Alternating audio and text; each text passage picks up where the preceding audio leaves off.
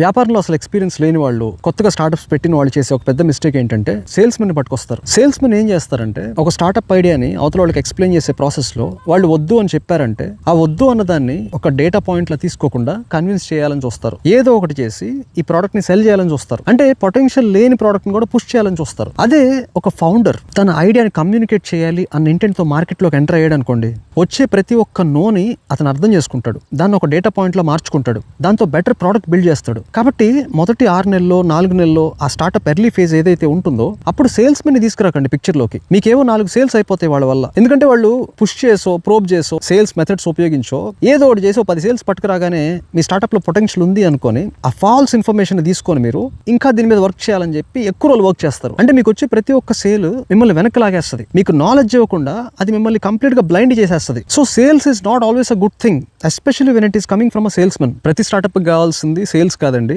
Market గురించి ఒక deeper understanding. మీరు తయారు చేసిన ప్రోడక్ట్ ఏదైతే ఉందో అసలు అది మార్కెట్ లో ఫిట్ అవుతుందా లేదా, జనాలకు కావాల్సింది మీరు తయారు చేస్తున్నారా, అసలు వాళ్ళు ఎట్లా రిసీవ్ చేసుకుంటున్నారు, ఈ ఇన్ఫర్మేషన్ కనుక మీకు వచ్చిందంటే మీరు ఇంకా బెటర్ ప్రోడక్ట్ తయారు చేయడానికి అవకాశం ఉంటుంది. అందుకే ఎర్లీ స్టేజెస్ లో సేల్స్ మెన్ అసలు హైర్ చేసుకోకండి. స్టార్ట్అప్ ఎక్స్పీరియన్స్ ఉండి ఈ ఎర్లీ కస్టమర్ డిస్కవరీ ప్రాసెస్ ఏదైతే ఉంటుందో దాంట్లో ఎక్స్పీరియన్స్ ఉన్న వాళ్ళని కావాలంటే హైర్ చేసుకోండి. అండ్ మీకు ఎంతైతే ప్రోడక్ట్ నాలెడ్జ్ ఉందో వాళ్ళకి కూడా అంత ప్రోడక్ట్ నాలెడ్జ్ ఉండేలాగా వాళ్ళని ట్రైన్ చేసుకోండి.